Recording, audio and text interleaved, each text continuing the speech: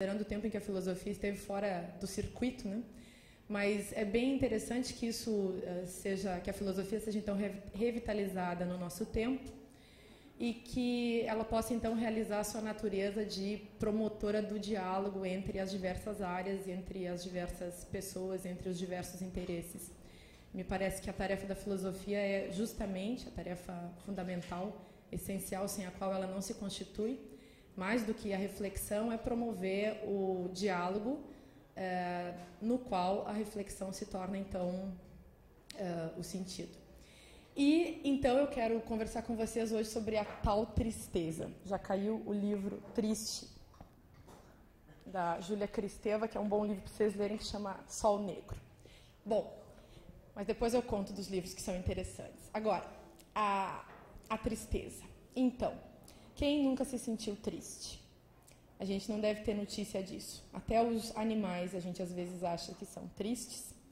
E a tristeza, então, enquanto sentimento, enquanto afeto, ela tem uma história.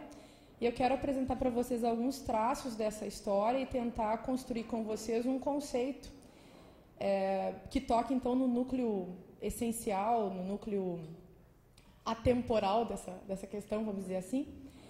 E me parece bem coerente começar a trabalhar alguns momentos da história desse sentimento, desse afeto, pensando, em primeiro lugar, no fato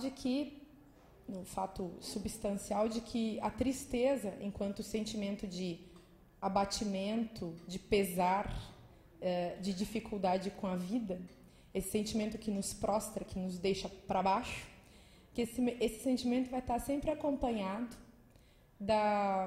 do luto.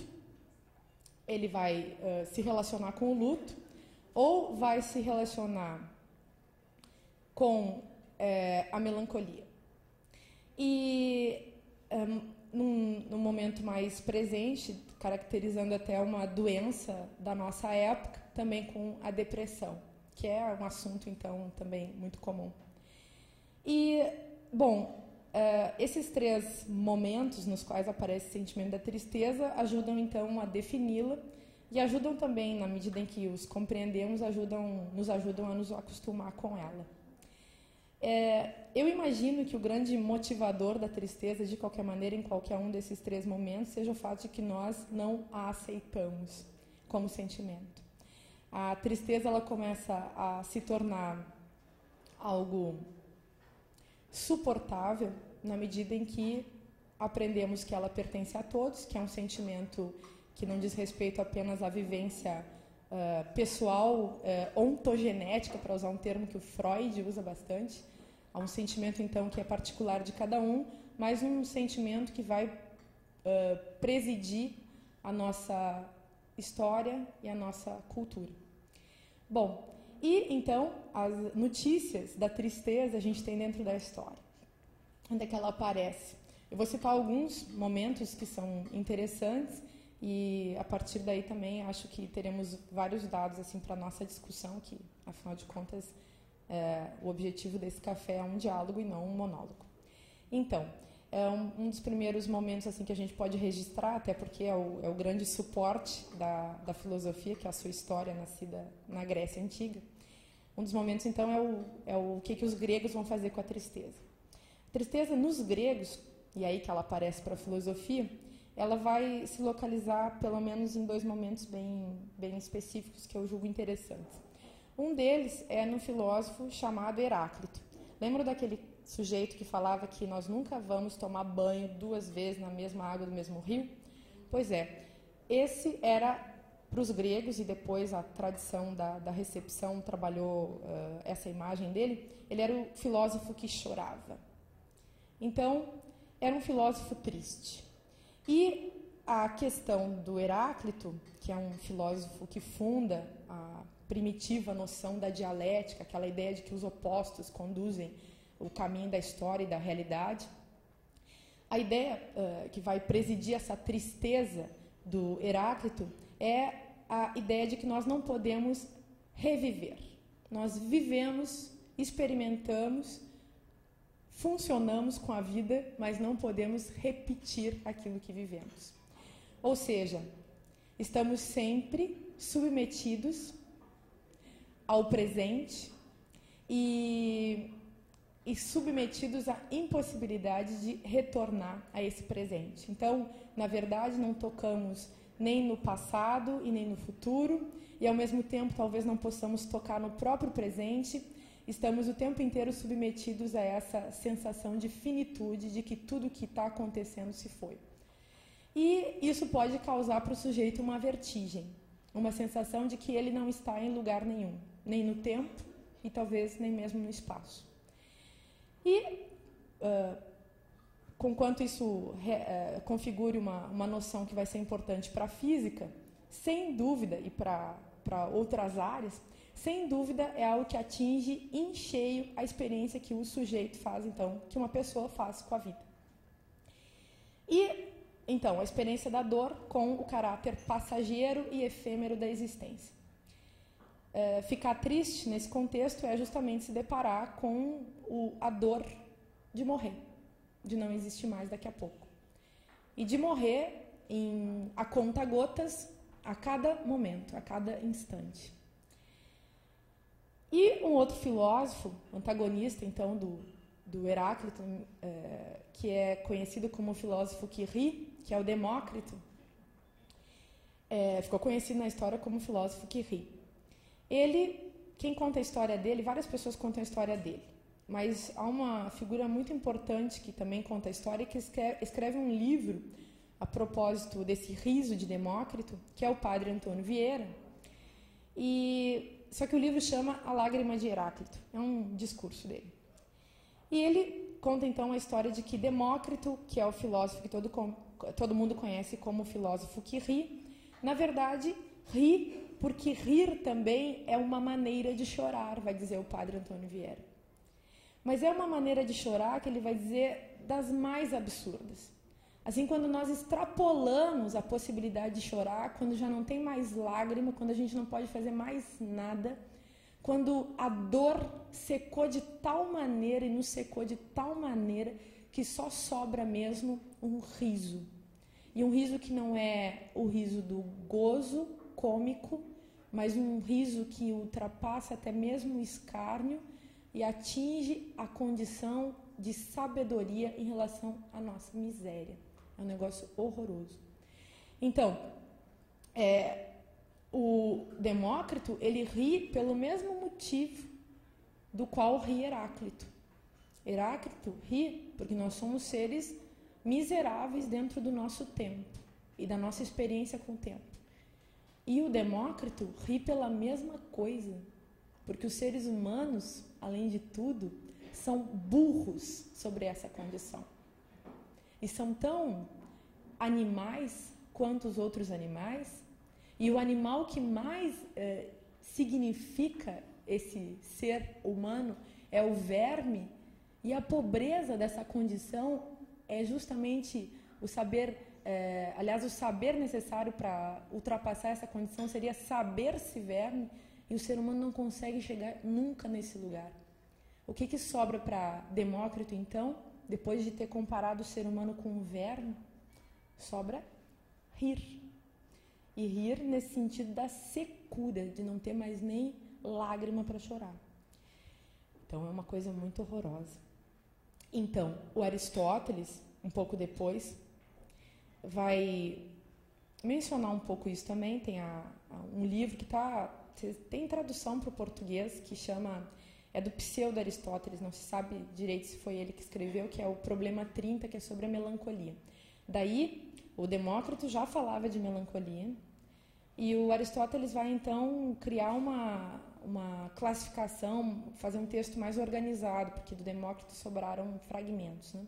Mas vai fazer um texto bem organizado para explicar que tipo de sentimento é esse que atinge o ser humano e que é a tristeza extrema, um aprofundamento extremo dentro da sensação da dor, o cair no abismo da dor, e ao mesmo tempo, por outro lado, e nesse momento ele junta o Demócrito, a teoria do Demócrito com a teoria do Heráclito, e ao mesmo tempo passar também por essa sensação de extrema alegria, de insuportável alegria, de alegria maníaca.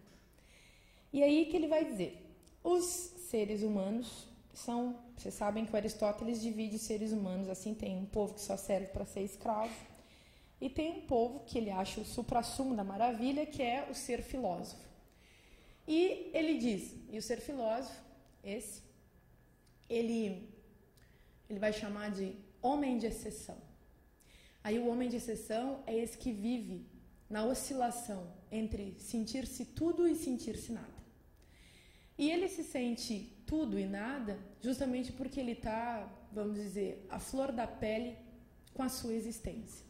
Então, ele vai sentir o mais nobre dos sentimentos, que é o sentimento que, para a teoria do Aristóteles, se agrega debaixo do nome do trágico, e também vai sentir muitas vezes o sentimento do resto do chão, que ele vai agregar debaixo da ideia do cômico. E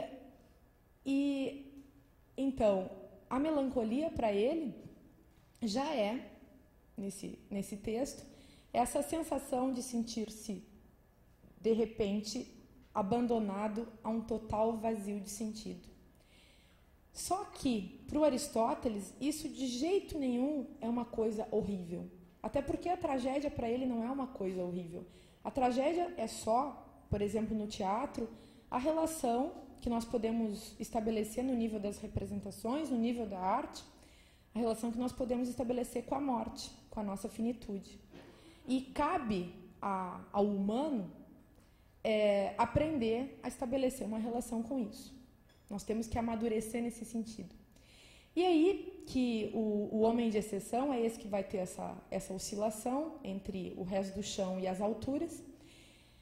E o filósofo vai ser especialista, ou vai ser o grande condenado, por outro lado, a viver esse tipo de sentimento, esses dois sentimentos.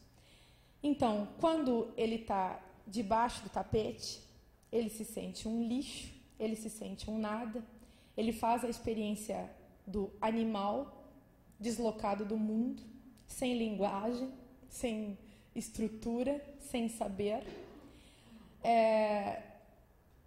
que se compreende apenas através da experiência desse esvaziamento, que é a própria condição miserável da existência, que vai ser então representada na comédia. E quando ele está então na outra posição, na posição maníaca, ele vai se tornar um ser produtivo, capaz então de criar, de inventar a obra de arte ou de inventar a filosofia. O filósofo, para o Aristóteles, é sempre um tanto superior ao artista. O filósofo é, lá na teoria do Aristóteles, a única pessoa que pode ser feliz. Porque ele consegue contemplar, ele consegue viver uma vida teorética, vamos dizer, né? Uma vida voltada para a contemplação, voltada para a teoria. E a vantagem do filósofo, então, diante do resto da humanidade, é que o filósofo consegue compreender. Então, agarrado nesse mastro e carregando essa bandeira ao mesmo tempo da reflexão e da compreensão, o filósofo se alça a um patamar assim mais alto que o resto dos seres humanos. Daria para dizer que é o filósofo que realiza aquilo que é o melhor no ser humano. Mas ele não realiza isso porque ele não tenha passado pela compreensão da desgraça geral que atinge a humanidade. A desgraça, enfim, de repente sentir-se vazio, abandonado a uma existência reles. Mas ele justamente atinge essa posição avançada, maior, a posição da felicidade, que o Aristóteles vai chamar eudaimonia, justamente porque ele compreende e ele explica. Bom, isso tudo, então, na teoria do Aristóteles, vai render um pouco depois para os medievais algumas reviravoltas, né, que vão fazer com que que os medievais trabalhem o tema da tristeza também de dois modos. De um lado, eles vão considerar que a tristeza é sempre um pecado, porque sente-se triste aquele ser humano que abandonou Deus, então é um pecado. Sentir-se triste não é uma coisa permitida pela igreja, né, no tempo medieval. E de outro lado, para os monges vai ser uma virtude. E uma virtude que, aí sim, os monges eram os grandes estudiosos da Idade Média, né? Então, eles conheciam os textos de Aristóteles e é bem provável que eles tenham, então, resgatado, mesmo as figuras dos caras que não eram monges, mas São Tomás, que é um aristotélico na Idade Média, mas recuperem, então, esse caráter bom da tristeza. Então, a tristeza ela vai ser aquilo que nos faz nos voltarmos para dentro de nós mesmos e procurarmos, então, uma compreensão da nossa própria interioridade. Então, algo do tipo encontrar na tristeza, ou por meio da tristeza, a solidão que nos leva, que nos encaminha até um conhecimento verdadeiro, que naquela época não era nunca um conhecimento do mundo, mas sim um conhecimento de Deus, do qual o mundo só podia ser uma manifestação, né? E a tristeza, então, vai ter esse caráter ambíguo aí nessa época. E aí ela vai se tornar uma coisa muito importante no período que vem logo depois, que é esse período quando surge essa imagem, que é uma gravura de um alemão chamado Albrecht Dürer, que é um sujeito que pintava e desenhava, que vocês todos devem conhecer, que fez essa gravura que ficou muito conhecida, uma gravura que, quando a gente fala em tristeza, melancolia ou coisas do gênero, todos os livros, absolutamente, eu não conheço nenhum livro que mostre alguma imagem. Esse da Cristeva não tem nenhuma imagem, senão, se mostrasse outra imagem, teria que mostrar essa. Todo mundo, isso é o beabá da tristeza, né? Essa imagem. Então, todo mundo mostra essa imagem. É uma imagem até bem já... até vulgarizada, né? É a questão mais democrática aí que a gente tem que tocar para falar dessa questão. E aí, quando surge essa imagem, que é de 1517, que chama Melancolia I, supõe-se que o Albrecht Dürer ia fazer ainda duas outras, né? E, aliás, existem especulações. Depois eu mostro as outras duas que teriam sido a Melancolia 2 e 3. Mas quando ele faz essa imagem, ele está tentando fazer justamente uma alegoria da tristeza. Vocês sabem que na Idade Média a obra de arte ela tem uma intenção pedagógica mesmo nessa época, então a imprensa já surgiu, as pessoas já podem ler, mas ler ainda não é uma coisa para todos. E nesse caso, eu tenho a impressão que essa imagem, como tantas outras, foi criada, como todas as imagens alegóricas, também na intenção de passar uma ideia complexa, sem a necessidade de que as pessoas precisassem ler, né? Então, isso é um resquício ainda de um projeto que é bem medieval, que está dentro também do período renascentista. E aí, essa imagem, ela diz muitas coisas. Ela vai ficar também bem importante dentro da filosofia, com os estudos que o Walter Benjamin, um livro dele chamado Origem do Drama Barroco Alemão, ele gasta um tempão analisando essa imagem, e ela vai ficar muito importante também para o século XX, como alegoria da melancolia, né? Ou seja, essa textualidade desenhada, né? Que vem a significar uma ideia. E o que ela significa, então? Tem muitas coisas aí dentro. Então a gente pode começar, não vou fazer uma análise exaustiva disso, tem tantos livros que contam realmente análises dessa imagem, mas quero falar apenas de alguns tópicos essenciais e que vão definir então por que a melancolia aparece com tanta força no período então renascentista. Ali a gente vê um anjo, o famoso anjo melancólico de Dürer. E um anjo, então, com asas, com cabelos longos. O Panofsky, que escreveu um livro sobre a melancolia, um clássico, junto com outros dois colegas, o Klibanski e Saxo, eles vão contar que esse anjo talvez seja uma mulher. E com uma cabeça ornada de louros, uma mulher com alguma vitória. E prostrada, sentada com esse queixo, esse rosto amparado pela mão, com um compasso na outra mão, na mão direita. Ela, nessa posição, então, dessa prostração em que a mão segura o rosto, isso também não foi uma coisa que ele inventou, porque na época era muito comum. Aliás, era muito comum que também a melancolia fosse representada por figuras de mulheres. Muitas vezes ela era representada com uma mulher velha, bem assim, acabada, destruída, se sentindo mal, assim, passando, né, caminhando, e de repente ela, sempre numa estrada, ela senta em cima de uma pedra e ela até joga as mãos, assim, porque ela realmente está toda mole, toda tomada pela prostração, né, pelo abatimento, e está sempre assim, sem nenhum ânimo. Também ela está velha, caída, acabada, os cabelos desgrenhados, toda horrorosa. Então, aí nesse caso, ela não está tão assim ainda desgraçada, a vida dela ainda não está totalmente acabada, e ela tem o olhar, o rosto escurecido, e o olhar que vai parar em algum lugar que a gente não sabe bem o que é. Seria óbvio que ela estivesse olhando para o compasso e que ela pudesse, então, fazer alguma coisa com esse compasso, mas a atenção dela não está dirigida para aquilo que seria óbvio pelo que ela tomasse atenção, então. E também há uma ideia de que ela está sentada sobre uma pedra. Ela carrega uma bolsa, e os pregos estão para fora da bolsa, estão vendo?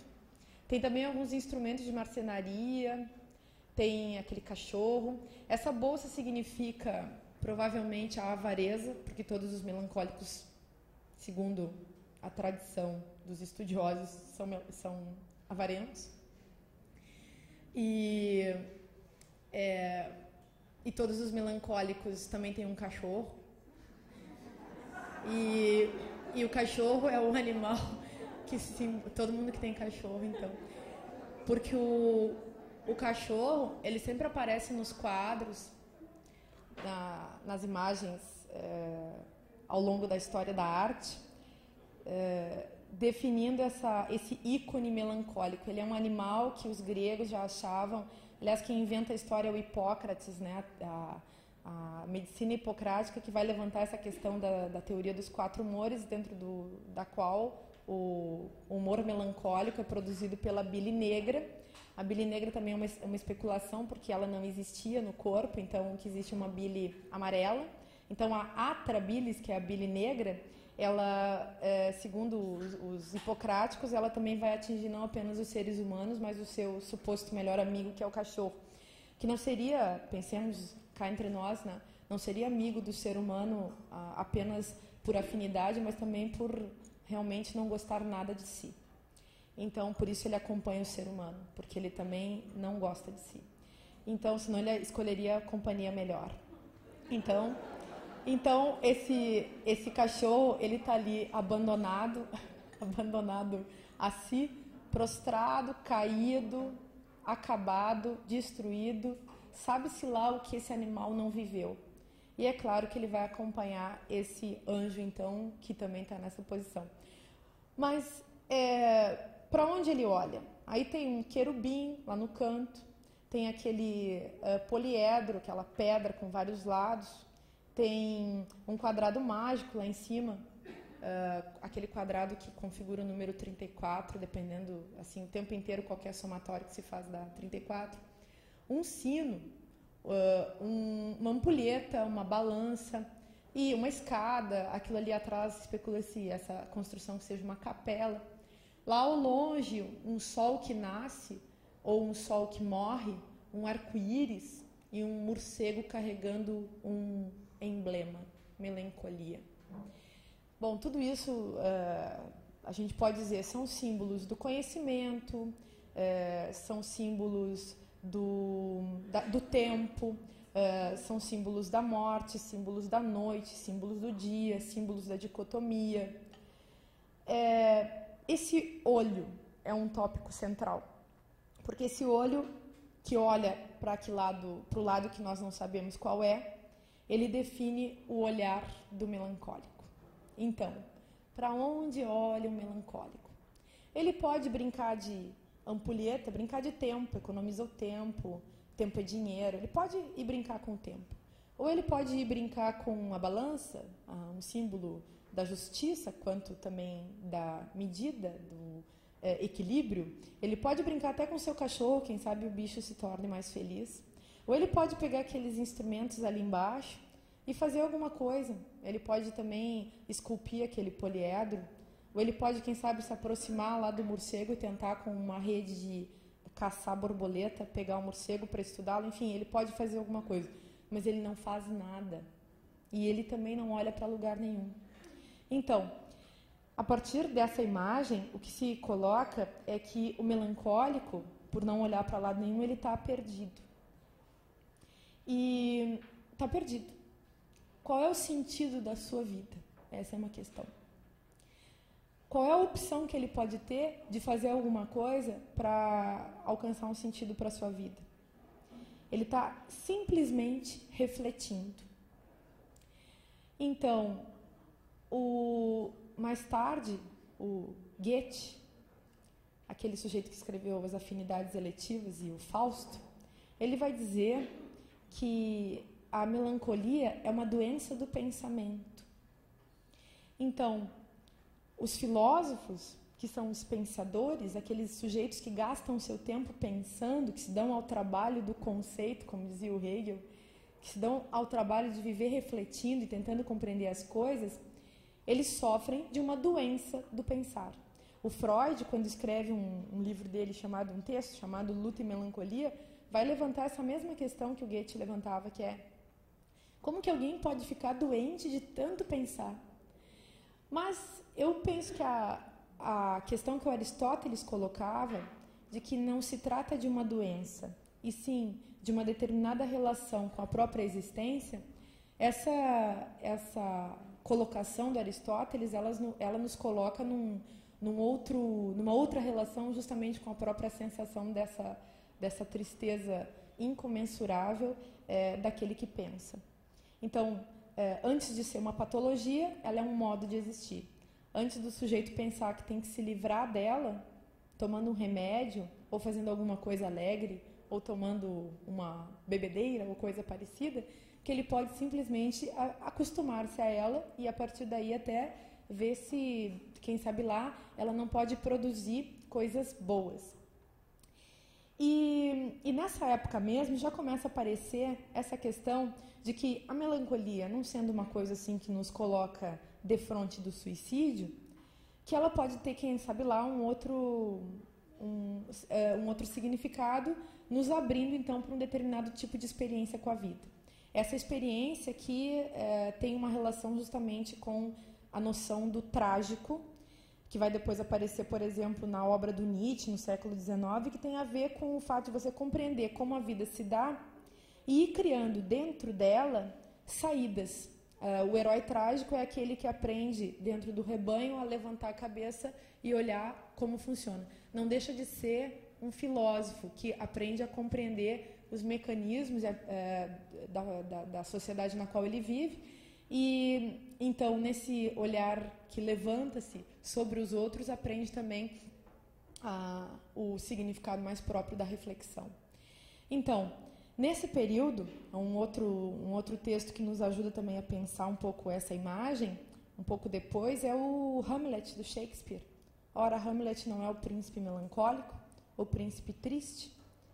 O seu padrasto e a sua mãe não se preocupam com ele porque ele é um sujeito muito triste. E a tristeza do Hamlet é uma tristeza que se deve ao fato de que ele perdeu o seu pai. O seu pai, ele descobre então, com esse pai que vem contar para ele que foi assassinado, ele descobre um crime terrível e esse crime o entristece ainda mais, mas ao mesmo tempo ele não sabe para que lado ir, ele não sabe o que fazer com esse segredo que ele descobriu. É como essa figura do anjo melancólico que não sabe o que fazer. Ele pode fazer muitas coisas. Ele não está parado num deserto onde ele não pode fazer nada, quem sabe lá só caminhar, só seguir adiante. Ele tem, enfim, ele poderia, aliás, fazer alguma coisa com esse monte de instrumentos que estão ali ao redor, ou conversar com o querubim, ou brincar com o cachorro, ou, enfim, desenvolver alguma ação. Mas ele está justamente nessa posição de impasse, de indecidibilidade, em que ele não sabe para que lado ele vai. E aí, o Hamlet também não sabe para que lado vai na hora em que ele se torna conhecedor de um segredo, que vem lá de um fundo abismal, revelado por um fantasma, o fantasma do pai, que vem e conta e dá para ele uma ordem, uma sentença, é um sentido até para a vida dele. Vai lá e agora e vinga a minha morte. E ele foi assassinado, como vocês devem saber, pelo irmão então dele, que casou-se então com a rainha, a mãe do Hamlet. Hamlet fica indignado, mas tem uma hora que é muito bonita no Hamlet, e aliás o Hamlet só não se salva porque ele não olha direito para a pobre Ofélia, né, que fica perambulando na frente dele e apaixonada por ele, ele não consegue nunca enxergar direito aquela mulher e esquecer daquela maldita mãe, que também não está nem dando bola para ele, né? Mas ele não consegue se livrar disso, mas isso é outro assunto. E explica o Édipo, né, como diz Lacan. Mas, então tem um momento muito bonito, que é o momento em que o Hamlet resolve escrever uma peça de teatro para contar o segredo que ele sabe. E nessa hora, o Hamlet se torna alguém maníaco. Ele fica muito tomado pela produção dessa obra. Aí ele chama os atores, ele escreve a peça, os atores ensaiam, ele apresenta a peça, o tio dele veste a carapuça, porque era a história justamente do assassinato do rei. E nesse momento, então, dessa peça que é produzida e que acontece dentro da peça encenada, então, do Hamlet, o personagem do Hamlet é tomado por uma outra energia que o torna um sujeito produtivo, um sujeito capaz de criar para tentar sair da amarra terrível e até um tanto perversa dessa tristeza insuportável, que tem também um ordenamento, né? um mandamento, né? Age, faz alguma coisa. E vingue-se da tristeza. Eu não estou querendo tocar muito na questão da psicanálise, porque me parece que tem uma riqueza muito fora assim, da psicanálise também, dentro desse âmbito da filosofia que eu estou tentando trazer para vocês, mas de vez em quando é bom também ir puxando os conceitos do Freud, também do Lacan, conceitos que são aproveitáveis do ponto de vista filosófico. Aliás, as questões da psicanálise são questões filosóficas, né? A psicanálise é uma filosofia. Pois bem, mas então começa a se desenhar já tanto nesse impasse dessa figura quanto no personagem do Hamlet, a ideia de que é possível fazer alguma coisa. E até nesse ponto, dá para a gente pensar que a grande diferença que há entre a depressão e a melancolia, e uma diferença, então, epistemológica, né, vamos dizer, da definição das próprias coisas, é que na depressão o sujeito fica abatido, submetido a uma tristeza e pode até chegar num suicídio por meio dessa tristeza. Porque ele não consegue criar um elo, um laço, uma relação, enfim, qualquer com o mundo, ou seja, ele não consegue atingir o campo da representação. Hamlet acaba morrendo no final da peça, num duelo, numa situação toda muito trágica, porque não existe também tragédia sem morte, né? Alguém tem que morrer, ou todo mundo. Mas nesse momento onde ele inventa a peça, onde ele se torna artista, ele, mesmo sem a figura de Ofélia, já poderia ter se dado muito bem e sobrevivido, mas aí, claro, a peça não falaria da condição humana na sua profundeza, né? Apenas na sua mediocridade de continuar vivendo. Então, a depressão faria com que o sujeito ficasse prostrado, caído, submetido à nuvem negra da dor, enquanto que na melancolia, como nós podemos ver nesses poucos exemplos citados, no caso do Aristóteles, que era um melancólico, até se a gente quiser trazer à tona de novo, essa ideia de que é preciso constituir o campo da representação, ou seja, a obra de arte, ou seja, o livro. Tem um outro sujeito dessa época do Shakespeare também, então o Robert Burton, 1620, o Robert Burton, ele escreve um livro chamado Anatomia da Melancolia, que é o livro mais engraçado do mundo, ao mesmo tempo que mais triste. É um compêndio, um tratado, no qual ele cita todos os livros que tinham falado da melancolia até 1620. E ele conta assim que a motivação dele para escrever aquele livro de 1000 páginas, na época mais, a tradução, a edição dessa época tem tudo isso, da nossa época, mas que ele então escreve aquele livro para se livrar ele mesmo da sua melancolia. É a mesma motivação então que antes eu citei, que leva a Kristeva, nesse sol negro que caiu ali embaixo da cadeira, a escrever o seu Sol Negro. Então, a mesma motivação. Falar da melancolia, como ela diz, só é possível se a escrita brotar de dentro da própria melancolia. A mesma coisa diz o Robert Burton. Então, eu só posso escrever sobre esse assunto porque eu quero me curar disso. Isso me atinge. E eu só posso construir a minha obra em cima daquilo que é o meu sentimento, a minha dor, enfim, mais profunda. E como é que ele faz, então, para se livrar disso? Ele precisa trabalhar, e trabalhar muito. E ele substitui um tanto dessa dor e dessa melancolia pela obra, e substitui, então, aquilo que seria o deprimir-se pelo agir, até mesmo compulsivo. Só o Sêneca ele vai citar 3.000 vezes. Então, trabalha que nem um condenado. E escreve esse livro, que é um tratado impressionante, que é o livro da sua vida. Passa a vida inteira dentro da biblioteca. Ele viveu em Oxford e ele passa dentro da biblioteca, lendo todos os livros e compondo essa obra. E ele, então, está marcado, e a partir desse elemento nós podemos também fazer uma conexão com a questão do olhar desse anjo melancólico. Ele está completamente demarcado por uma ausência. A ausência de alguma coisa. Aqui ele não olha para lugar nenhum, ou a gente não sabe para que lado ele olha. E o Robert Burton, ele começa o texto dele dizendo que ele é o Demócrito Júnior, né, o filho de Demócrito, o seu herdeiro. E ele conta assim, de um jeito muito engraçado, que ele quer se esconder atrás desse gigante que é o Demócrito, sendo ele um anão, porque um anão às vezes pode se subir, enfim, nas costas de um gigante ele pode até enxergar mais longe, mas que ele se sabe como um sujeito muito metido e muito corajoso, ao mesmo tempo de estar escrevendo com esse pseudônimo, né? Usando então um grande nome da história filosófica para servir-lhe então de paternidade. Mas o que falta para ele então ao assumir esse pseudônimo? A mesma coisa que falta ao Fernando Pessoa, que é um tremendo melancólico também. Falta um eu.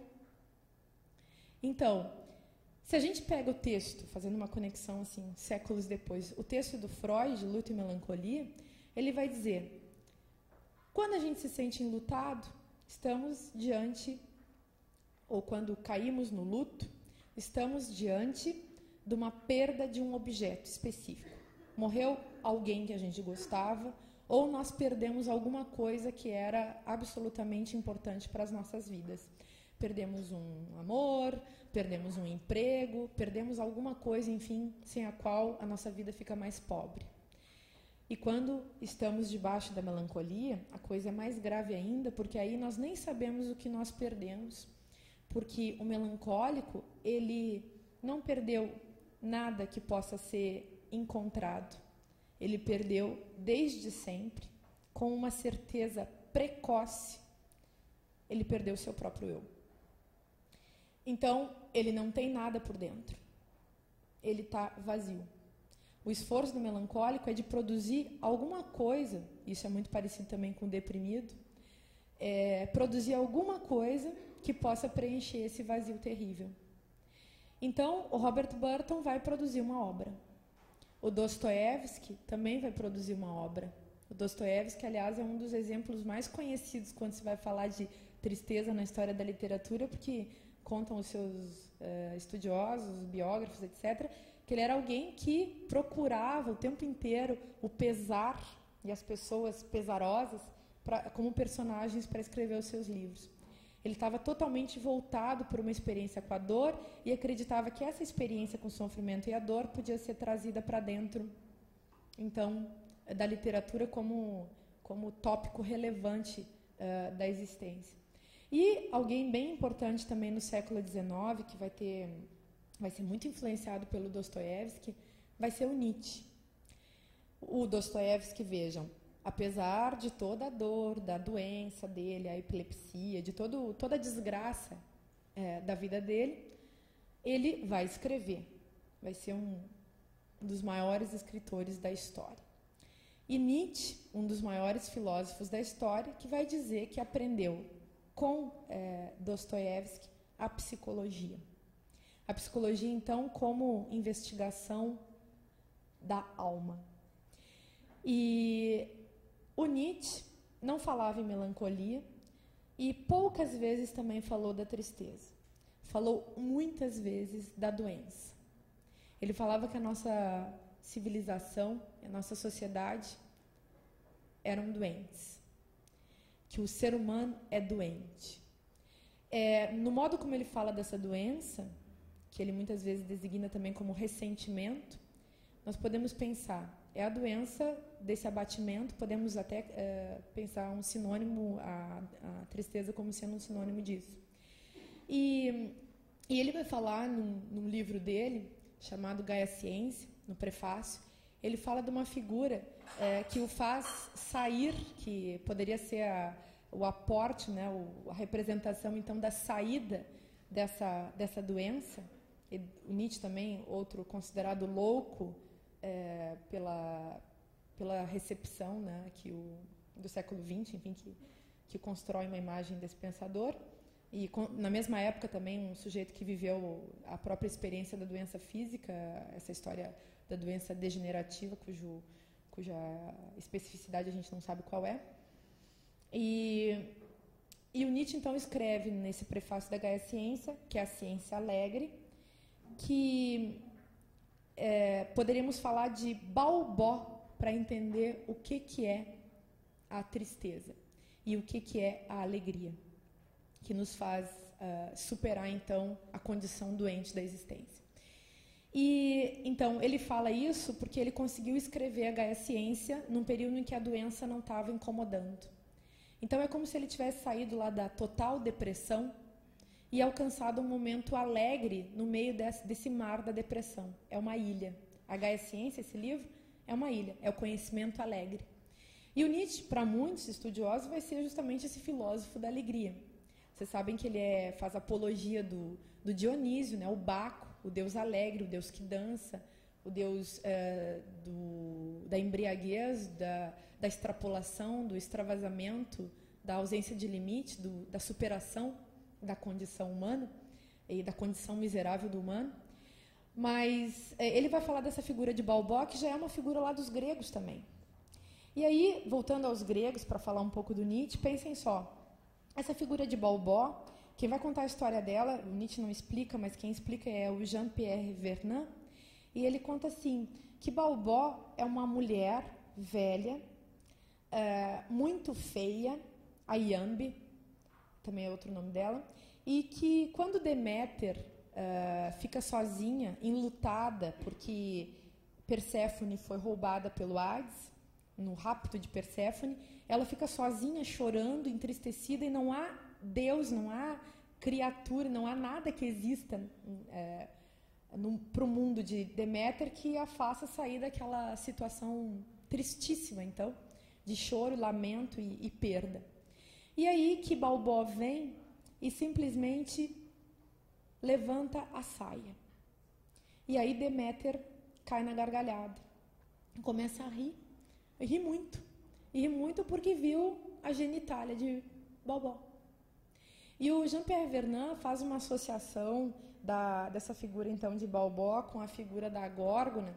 Na Górgona, vocês devem saber a história também, que nós nos petrificamos se olhamos direto para os olhos da Medusa, da Górgona, de uma das Górgonas. E porque ela é uma máscara. Ela é uma máscara que nos faz, no espelho, que ela representa, nos faz ver a verdade do nosso próprio rosto, porque a máscara é sempre um espelho para os gregos. E nós temos que encontrar outros espelhos, como faz o Perseu, para nos protegermos se queremos olhar para ela. Então temos que encontrar o espelho de outras representações. E quando se olha então para a máscara de Balbó, em vez de encontrarmos a face terrível que nos petrifica, o que nós encontramos é a face ridícula que nos liberta. Então, aquilo que nos faz rir nos liberta. E o Nietzsche fala a mesma coisa. Aquilo que nos faz rir nos liberta. A alegria, que seria o sentimento cuja manifestação sintomática é o riso, ela nos liberta. Seria uma espécie de sentimento revolucionário. Enquanto que, do outro lado, a tristeza seria um sentimento que nos debilitaria e nos tornaria incapazes de agir, de, enfim, superar de alguma forma essa situação. Mas o próprio Nietzsche vai dizer que sem isso não há alegria. Ou seja, não existe uma alegria, assim como não existe o bem sem conhecer o mal, não existe uma alegria sem conhecer a tristeza. O sentimento da alegria, ele se torna importante e fundamental e emancipatório, podemos dizer, apenas no momento em que o sujeito reconhece o seu valor como algo que se contrapõe à tristeza extrema. Então, o sofrimento não é o lugar onde nós devemos morar, vai dizer o Nietzsche. Por isso ele vai brigar com o professor dele, que era o Schopenhauer, porque Schopenhauer achava que a vida se resolvia ali no sofrimento. E para o Nietzsche, o sofrimento é inevitável, nós temos que passar por ele se queremos continuar vivendo. Mas, se queremos continuar vivendo, também não podemos permanecer apenas nele, porque ele não representa a totalidade da experiência humana. E eu tenho a impressão que no Nietzsche, daria para a gente dizer assim, o que é a vida humana? Né? Ela é uma grande aventura, ela é uma experiência. No Walter Benjamin, que era um leitor de Nietzsche, que é um filósofo então contemporâneo, que eu já citei, que comenta esse quadro, a vida é também uma experiência, e nesse sentido da aventura, do voo ou do abismamento, né, da entrega que a gente tem que ter com a vida a cada momento. Então, se as coisas nos fazem sofrer, devemos nos entregar a esse sofrimento. Mas devemos sempre saber que tudo aquilo que nós vivemos é passageiro. E os sentimentos que as coisas provocam também são passageiros, tanto quanto as coisas. E, nesse sentido, no próprio Walter Benjamin, assim como me parece que no Nietzsche também, haverá uma promoção, uma provocação do sofrimento como algo que, enfim, nos define uma experiência com a vida, mas que é sempre ultrapassável e que nos leva a desejar a ultrapassagem. Então, no Freud também, no século XX, então, também era outra figura que o Walter Benjamin lia, vai aparecer essa questão da sublimação. A sublimação nada mais é do que criar linguagem para aquilo que não tem linguagem. Ora, quando nós estamos tristes, a tristeza mesmo é aquilo que nos torna mudos, nós não queremos falar. Aquelas coisas que realmente nos tornam tristes, quando nós ficamos tristes, nós ficamos sem querer falar, ou com dificuldade de explicar o que está se passando. É difícil dizer para um amigo, é difícil escrever, é difícil fazer qualquer coisa, mas é de dentro dessa experiência, a partir disso, do reconhecimento da substância ou do miasma que está envolvido nessa experiência, que nós nos tornamos capazes de produzir algo depois. Né? E essa produção, no Freud, tem o nome de sublimação. E a sublimação, no Freud, é um desvio daquilo que podia, enfim, nos matar. Mas a gente produz esse desvio naturalmente, desde que não estejamos casados, né, em núpcias felizes com o sofrimento, que é aquilo que leva as pessoas ao suicídio. Quando elas acreditam que a felicidade, o verdadeiro suicídio, né, o suicídio radical, que a verdade se encontra no casamento feliz com a morte. E isso às vezes acontece. Quer dizer, quando a pessoa perdeu completamente o laço com outra linguagem que não seja a linguagem do sofrimento. E, bom, eu acho que eu já falei um pouco, assim, lancei alguns dados, né? Talvez, assim, já seja o momento de passar a palavra para vocês, se vocês quiserem fazer colocações ou perguntas. Lá em Porto Alegre, no nosso Café Filô, as pessoas fazem colocações e não apenas perguntas, e aí vira um grande diálogo. Então, eu acho que pode ser uma proposta, né? Em que vocês podem fazer perguntas para mim, é óbvio. Eu também me sinto, então, livre para fazer perguntas para vocês, se for o caso. Vamos conversar, então, aí eu paro de falar. Tem já uma pergunta lá atrás. Tem um microfone aqui na frente. Quantos minutos? É uma desgraça, né?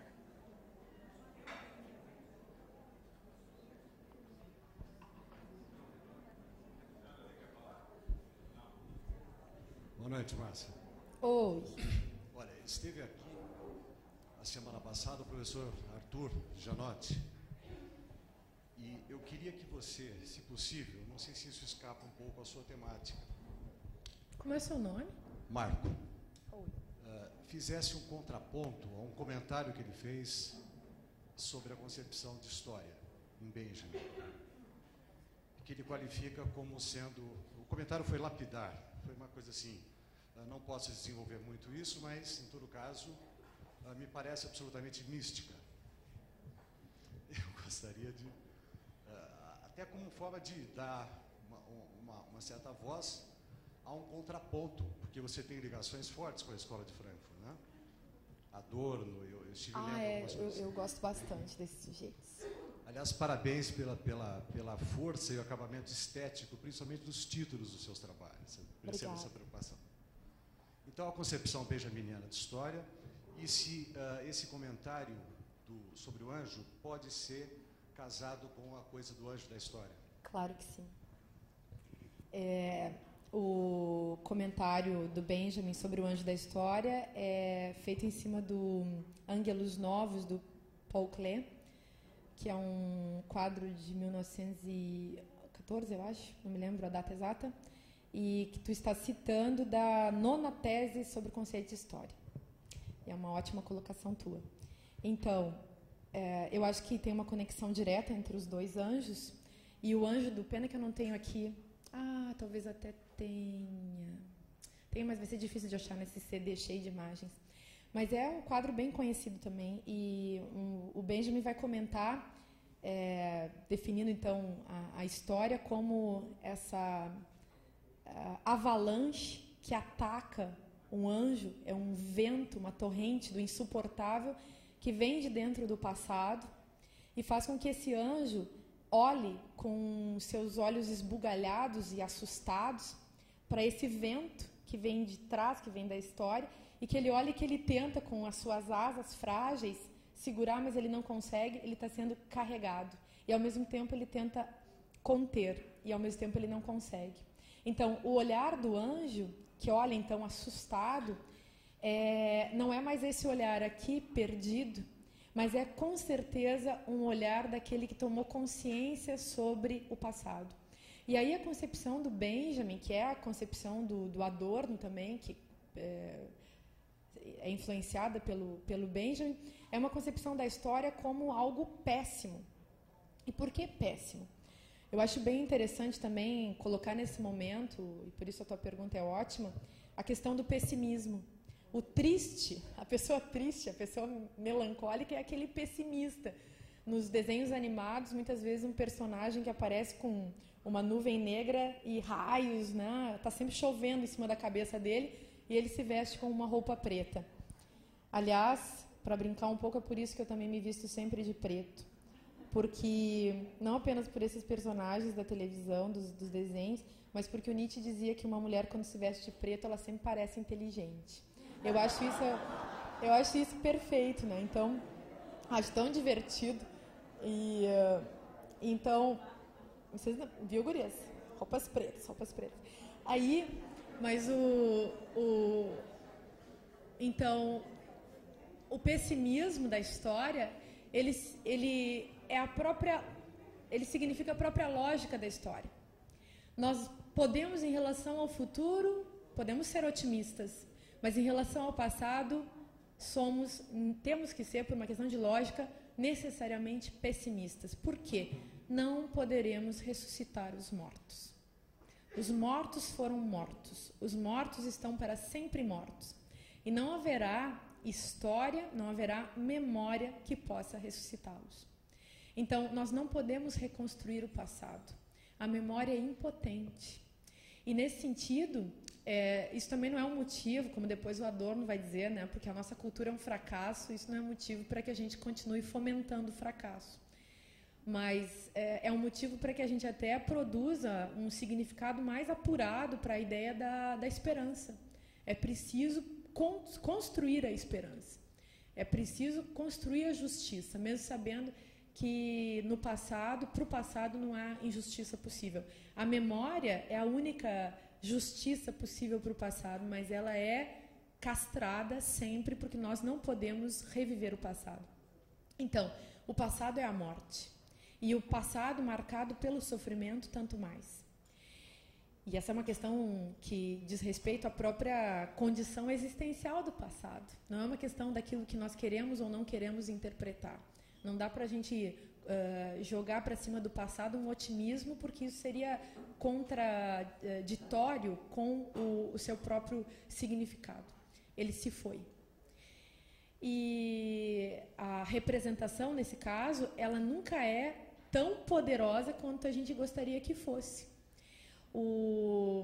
E o Anjo, do Paul Klee, que o Benjamin gosta tanto, então, e daria para dizer, toda a arte contemporânea, ou grande parte dela, vai fazer justamente essa experiência, tentar trazer para o campo da representação, e aqui em Campinas vocês têm tantas pessoas interessantes que lidam com isso, aí na Unicamp, que lidam com essa questão da representação do passado, e da memória, e da literatura de testemunho, do que como é possível, então, depois de Auschwitz, continuar escrevendo poesia, né, que é a grande questão do Adorno, uma das grandes questões em relação a isso.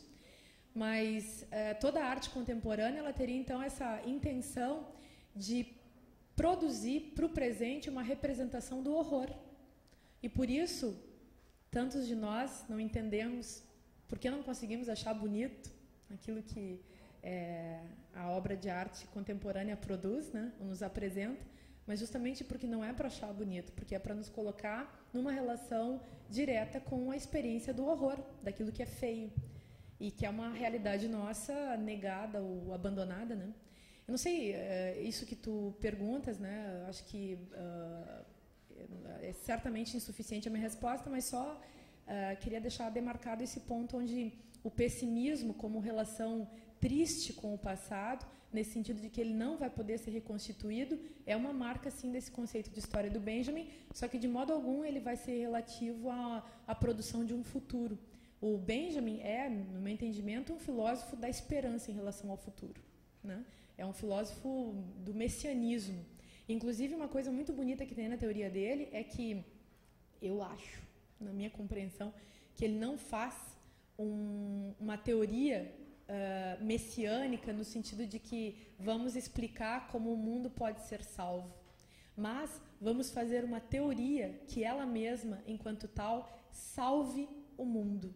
E ele tem uma intenção, sem dúvida, de, com o seu escrito, salvar os fenômenos e salvar as ideias, produzindo com a filosofia essa ponte, que são os conceitos, entre ideias e fenômenos, né? Então, aquilo que a gente vive e as ideias devem ser colados pelo filósofo. O filósofo é aquele engenheiro que constrói pontes entre esses dois mundos, o das ideias e o mundo dos fenômenos que a gente está vivendo aqui agora, nesse instante, né? Então, a filosofia é legal porque ela é ao meio do caminho, né? E por isso também ele não é aristotélico, ela não é a melhor coisa que tem para se fazer na vida, mas do jeito que o mundo vai, até que não é ruim, né? Seria mais ou menos assim. Bom, obrigada pela tua pergunta e desculpa pela resposta insuficiente, sem dúvida. Professora. Na sua palestra colocou a melancolia, uma das colocações foi que é uma espécie de dissolução do eu. Poderia-se ver isso como um contraponto na época moderna, que justamente enfatiza o eu, a importância do eu, o crescimento do eu, com respeito a outras épocas, para chegar, digamos, a um se abandonar no subconsciente, nesse mar de sentimentos. Um contraponto que uma certa reação a essa ênfase no eu da época moderna, que esse seria um sentimento, uma certa fuga dessa responsabilidade, que seria, digamos, a prevalência do eu como monitor, do eu, do consciente, como monitor do subconsciente. Uhum. Como é seu nome? Federico. Federico, que bonito. Sabe o que eu acho? Vejam o que vocês acham, mas eu acho assim, que o Nietzsche tem uma ótima ideia sobre esse negócio que chama eu. O eu é só uma casquinha. Então, eu, Márcia Tiburi, podia me chamar Cláudia da Silva, podia me chamar Margarida de Souza, podia me chamar qualquer nome. Eu é uma representação para referir, então, a isso que vos falo, a esta coisa que vos falo. E o Nietzsche vai dizer, isso é só uma casca. Agora, é também, e eu gosto muito dessa colocação dele, é uma superstição, é uma crença. E podia ser outra pessoa? Podia. É uma construção da qual, uma construção histórica, ontogenética, filogenética, se a gente quiser usar os termos do Freud, que são bons para falar de como cada um se constitui, mas também de como se constitui alguém dentro da sociedade, a sociedade enquanto tal. E eu poderia ser outra pessoa, ter outro nome, ter outra história. Bom, aí já também poderíamos entrar noutra discussão sobre o nosso caráter permutável, né, enquanto humanos. Mas o eu sendo então uma superstição, ele é uma casca, ele é uma crença, e ele é uma coisa descartável. Se a gente vai atrás do pensamento hindu, que de algum modo está também dentro do pensamento do Nietzsche via Schopenhauer, que era um bom leitor da filosofia oriental, do pensamento oriental, se a gente vai atrás disso, a gente começa a ver que a grande questão dos filósofos ou dos pensadores orientais é libertar-se dessa coisa que se chama eu. Talvez o melancólico, nesse aspecto, devesse já se sentir numa certa vantagem em relação ao resto do mundo, porque ele já não tem isso com que se incomodar.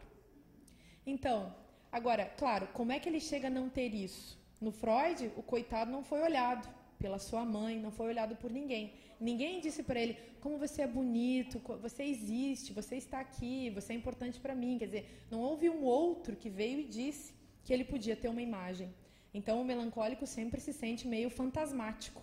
Será que eu existo? Existem relatos de psicanalista, existem até pacientes famosos, né, que se sentem... Tem um em Paris, por exemplo, que os psicanalistas gostam muito de contar a história dele. Ele uma pessoa que chega e conta que diz assim, por favor, me levem ao IML porque eu preciso ser dissecado, precisam fazer a minha autópsia porque eu não aguento mais o meu cheiro de cadáver. Quer dizer, ele se sente morto e na fantasia dele, claro, já atinge a psicose, ele acha que ele precisa ser dissecado, ele precisa ser, na verdade, passar por uma autópsia. Então, porque ele está morto, ele não existe. Então, mas a vantagem disso, quer dizer, não desse sujeito que está na psicose, mas dos sujeitos que estão vivendo ainda na antítese entre razão e emoção, razão e afetos, é que talvez o ego se torne uma instância realmente desnecessária. Então, na filosofia oriental, como eu estava falando, vai aparecer essa ideia de que é preciso se libertar do ego, porque a gente só consegue se libertar do outro, se libertar da maldade, se libertar da violência, do que quer que seja, se conseguimos compreender que isso tudo que acontece dos outros em relação a nós, na verdade, é nós, que só nos atinge porque algo lá fora nos dizia a respeito do que o outro fez conosco, e que nessa medida não se trata de se livrar do outro, mas eu só me livro daquela influência maléfica ou perversa ou incômoda na medida em que me livro daquilo que em mim me causa uma recepção desse jeito. Então, a grande história é livrar-se de si. Livrar-se, então, do próprio medo. Aprender para usar essa expressão que eu usei antes, aprender a viver a aventura humana e meio que compreendendo o sentido de se ser uma metamorfose ambulante, quem sabe? Então, por que fixar-se, né, numa identidade? É claro que todos nós temos uma identidade, nos construímos ao longo da história. Eu me chamo Márcia Tiburi, sou professora de filosofia e tenho uma filha, tenho um cachorro, estou aqui conversando com vocês e tenho várias coisas que dão um significado e constroem o meu significante, cada um de nós, para usar também as colocações do Lacan, né? Todos nós somos um significante, todos nós encontramos uma escrita, um jeito de nos fazer signos dentro do mundo e assim estabelecer relações no campo da linguagem. Mas, ao mesmo tempo, se tudo isso que me constitui se torna a substância do meu ser, se eu acrescento a minha suposta subjetividade, ou se eu vou construindo uma coisa que eu vou chamar de subjetividade por conta de ser professora, doutora, mãe ou dona do cachorro, sei lá o quê, se em algum momento eu perco uma dessas coisas, eu perco a mim mesma. E, na verdade, eu só posso sobreviver e só posso entender o sentido da aventura humana se tudo isso que eu vivo compõe logicamente a consistência da minha própria experiência com a vida como algo efêmero, passageiro, enfim. Os orientais sempre têm a chance de pensar numa reencarnação. Mas também isso, viver já é um negócio tão difícil, tão cansativo, já pensou ter que viver de novo, né? Então, fazer tudo de novo. Então, talvez tornar-se árvore seja mais interessante, ou, enfim. Eu estou colocando essas coisas assim para provocar um pouco a comunidade. Sim, você quer completar, por favor? Professor, talvez eu deveria ter precisado mais a minha colocação, fazendo uma separação entre ego e consciente. O ego é o núcleo egoico, talvez até egoísta de nós. É compreensível que a filosofia indiana e outras também tentam eliminar esse núcleo egoico, mas o consciente como um todo não pode ser eliminado. Sim. Não pode ser eliminado. E justamente os melancólicos tentam fugir da responsabilidade do consciente. No fundo, se eu entendo isso corretamente, o melancólico não quer assumir a vida. E estamos nesse mundo para viver. Pois é, nesse tópico eu não concordaria. O melancólico, ele assume a vida, porque ele assume a tragédia. Quem não assume a vida é o deprimido. O deprimido, sim, foge da responsabilidade que a noção e que a experiência da consciência nos revela. Então, ele se joga debaixo do abismo da dor e da tristeza e se alimenta dela, ao ponto de poder chegar num suicídio, abandonando a vida num ato, então, total de descrença absoluta naquilo que ainda é a possibilidade da existência. Mas o melancólico não. O melancólico aceita fazer o jogo. Ele aceita participar do teatro. Ele aceita agir. Ele vai encontrar o mundo da cultura e o mundo da produção da obra, que é a cultura, como o lugar do seu sentido. E muitas vezes o melancólico ele vai, ou aliás, sempre, é melhor dizer isso de uma vez, né? Ele vai se resolver no riso.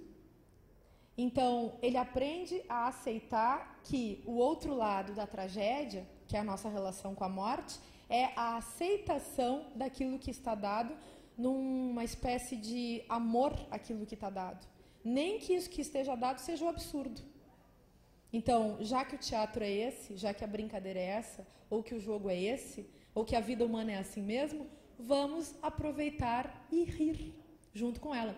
Agora, esse riso é dialético também, né? Ele tem duas faces. É tanto saber que essa existência é limitada e que ela não é tudo, mas ao mesmo tempo saber que ela é o que ela é e é o possível e é, enfim, a nossa única condição para existir, né?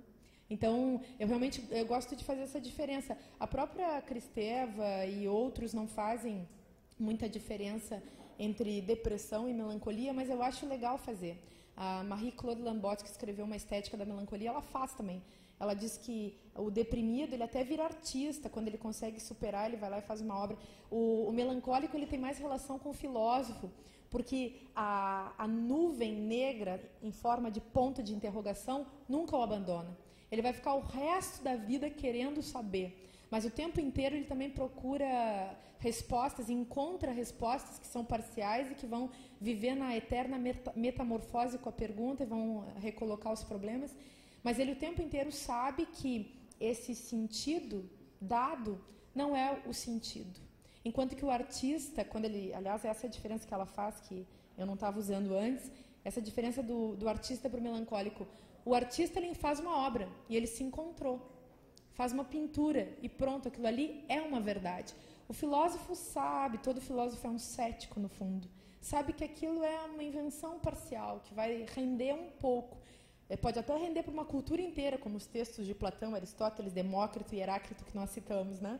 Descartes, que era um baita do melancólico, que eu nem citei, né?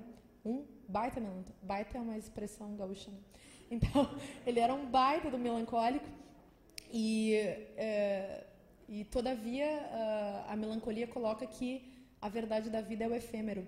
O Benjamin vai dizer o efêmero é a beleza. O Adorno vai dizer a obra de arte é bela e boa e metafísica e tudo, justamente porque ela brilha como um fogo de artifício.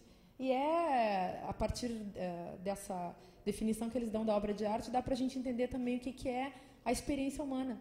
A verdade da experiência, ela está dada assim como num fogo de artifício. E é a coisa que a gente pode também buscar lá no Heráclito. A coisa apareceu, aconteceu, foi louca de boa e acabou. E a verdade estava ali, marcada num único instante, naquilo que no Walter Benjamin chama-se, na expressão que ele usa, né, Jetztzeit, que é o tempo do agora, né? A gente está vivendo o tempo do agora e essa é a verdade e a beleza desse instante, né? Muito obrigado. Eu que agradeço. Alguém tem mais alguma colocação? Sim. Fernando? Fernando. Bom, eu tinha a colocação clara há 15 minutos atrás, em função de uma série de informações novas, eu vou ter que me reestruturar. Mas eu diria que, dentro da filosofia moderna, a fisiologia, ela iria dizer que o melancólico é aquela pessoa com alto grau de testosterona que faz pensar muito e um baixo nível de dopamina que faz ele a não se lançar para a vida, mas ficar em cima de uma escrivaninha só pensando. Então tem ela lá segurando a cabeça, pensando horrores lá dentro. E com um compasso do lado, compasso que é a ferramenta de medir. Então é a razão está do lado. O cachorro é a carência. Então, fulano extremamente carente. Então nós vamos ter uma série de filósofos ao longo da história, quase todos melancólicos. Porque se não fossem melancólicos, estariam talvez construindo, tendo filhos, fazendo avião, fazendo balão, fazendo relógio, fazendo telefone, fazendo churrasco, ouvindo Eguinha Pocotó. Então, nós hoje nós temos mais um elemento para entender o que é a melancolia. A outra coisa que eu não concordo contigo é com o passado, que o passado é morto. Não, o passado é vivo. O que morreu, o que estava lá no passado, o que morreu, é aquilo que nós esquecemos. Então, aquilo que nos é dado agora como passado, esse é o que sobrevive, esse é o vivo. E, de certa forma, eu acho que deixei de ser melancólico no momento que eu percebi que, quando eu morrer, o importante não é o que eu vou levar, que a gente não leva. O importante é o que eu vou deixar, as minhas lembranças, as minhas recordações. Então, todos os meus projetos idiotas, entre aspas, está no sentido de eu sobreviver na história de alguma forma. E talvez os filósofos também queriam isso, sobreviver nos livros, nas ideias. Era a única coisa que eles tinham, porque o meu amigo estava dizendo aqui que quem só tem um martelo começa a achar que tudo é prego. Então ele só tinha ideias. Então a única coisa que ele tinha que fazer era escrever. Obrigada pela colocação. Então, a psiquiatria no século XIX, ela separa a melancolia da psicose maníaco-depressiva, que hoje em dia nem se usa mais esse nome, se usa a história do distúrbio bipolar afetivo. É aquela doença em que o sujeito fica mesmo num nível psicótico, né? Sofrendo, oscilando entre arroubos. Tem até um livro, Uma Mente Inquieta, de uma... agora eu não vou me lembrar o nome dela, a capa do livro está na minha mente, mas eu não consigo lembrar o nome dela. E ela é uma médica americana, que é psiquiatra e que resolve lá pelas tantas, depois de muitos anos, escrever um livro sobre a sua própria doença, a psicose maníaco-depressiva, e a doença que é uma doença, segundo os médicos, também hereditária, e que não tem muita solução, a não ser tomar um monte de carbolítio, né? E então a expressão distúrbio bipolar afetivo, ela vai amenizar um pouco isso também, tirar esse caráter de psicose e amenizar, fazendo com que as pessoas possam até se pensar como sujeitos normais, embora sejam afetadas dessa forma por essa doença. E a melancolia, ela fica meio que valendo mais para a área da filosofia e da literatura, e configurando mais essa experiência com a própria existência.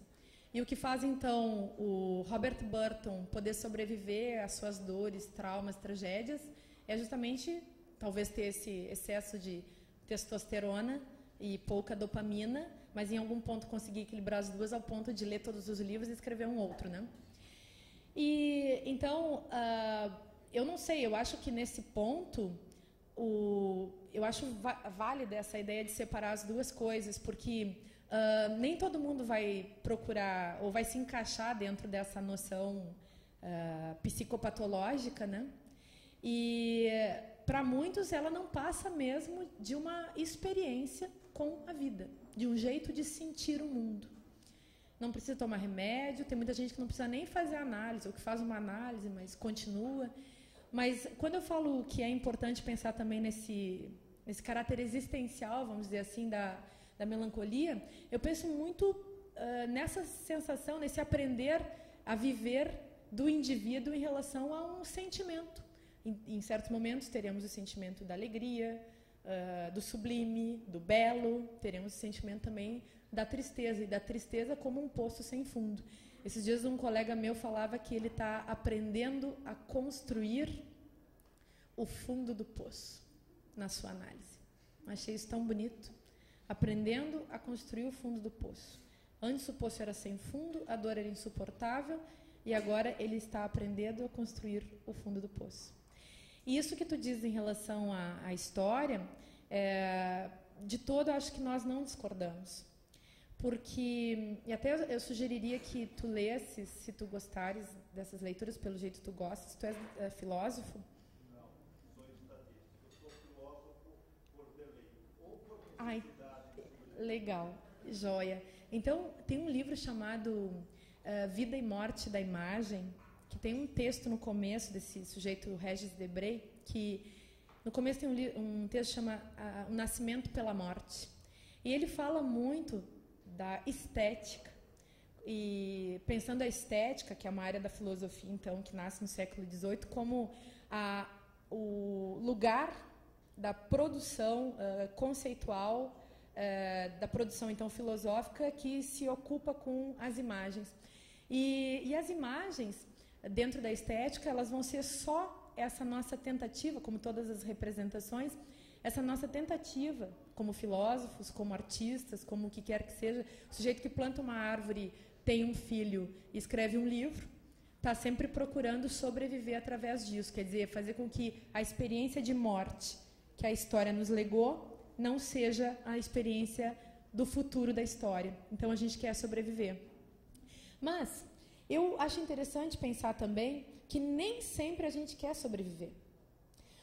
Quando Freud fala de Thanatos, que é o instinto de morte, que o Jung não vai aceitar muito, o Thanatos é essa nossa relação com um instinto não erótico. O que é o Eros? O Eros é querer a vida.